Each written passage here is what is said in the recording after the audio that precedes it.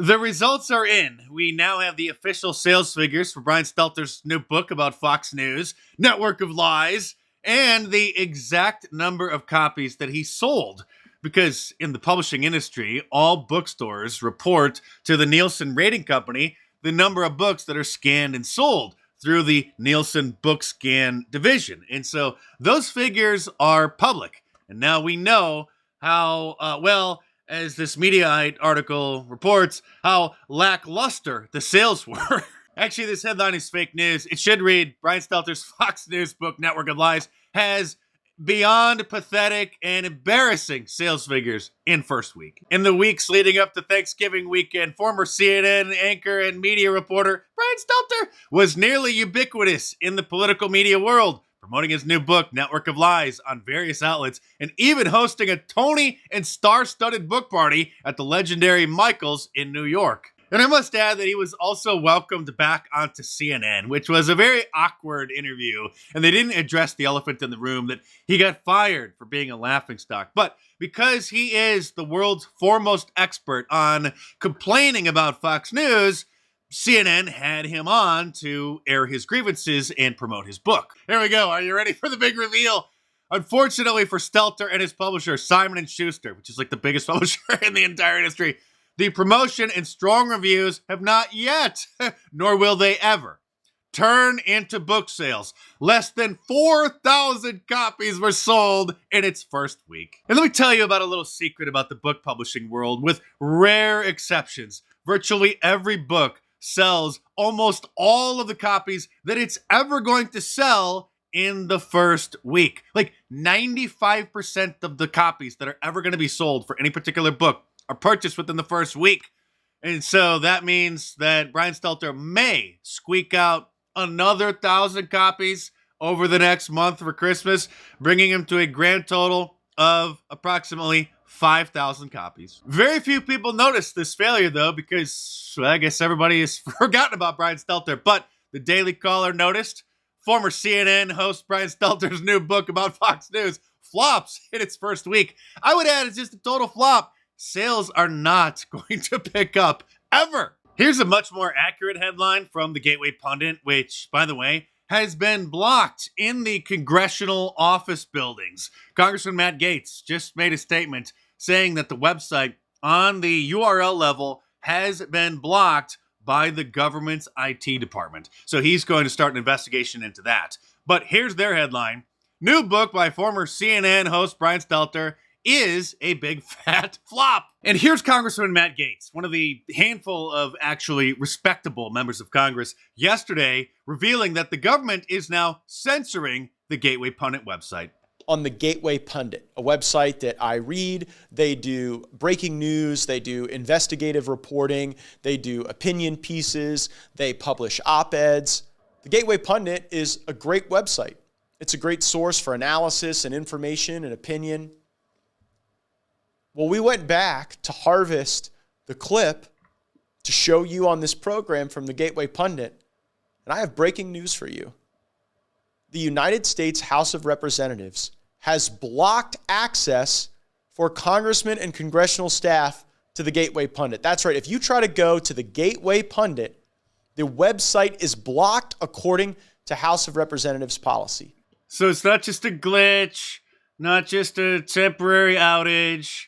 Website is blocked according to House policy. Click here to report via remedy self-service ticket if you believe it is an error. Somebody in the IT department in the United States government blocked on a URL level the Gateway Pundit website, and I'm sure many others. So we're going to fix that. I don't know who thought that was an appropriate action, but we're going to get to the bottom of it. I'm going to be speaking with the House Administration Committee, Chairman Stile, Speaker of the House if necessary. We're not going to have the House censoring our access to conservative news and to conservative analysis. And in one last-ditch effort to try to help little Brian sell a few dozen more books, the old bags on The View had him on the show in person for the first time in his entire, well, if you can call it a career, in his entire life. Well, Brian, it's been well documented the role that Fox News played in spreading the big lie of the stolen election in 2020. I'm sorry, what she means is questioning the security of the electronic voting machines. I'm not going to play the montage of all the Democrats in the lead up to the 2020 presidential election, wondering about whether or not they were secure and talking about some of the known security flaws in them that I've already covered numerous times. And you write in the book, Rupert and Lachlan Murdoch let it happen. If father and son have regrets, they have not expressed any publicly.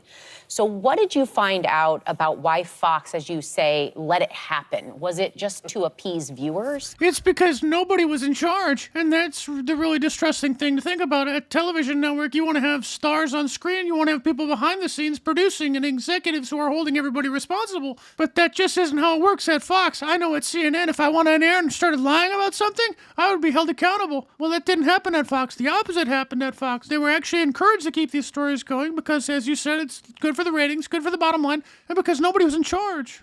How dare a news network report on Americans' concerns about the security of the voting machines that determine the supposed outcome of our elected officials? And since Fox News fired Tucker Carlson, there's really no reason to watch the network anymore. Better to tune into Newsmax instead. And Fox News just continues to go downhill with Jesse Waters, who fills in the old Tucker time slot, interviewing the old Jersey Shore cast member, DJ Pauly D, about the impact of inflation on America. I mean, what's next? Are they going to interview some washed-up romance novel cover model from the 1990s about the latest Israel-Hamas conflict? Oh, wait, what's this? Fabio weighs in on the Israel-Hamas war. Now, when I first saw this, I thought, this is probably actually a meme, but being your trusted media analyst, I double and triple checked the facts, and this is real. Now, you millennials and Zoomers probably don't know who Fabio is.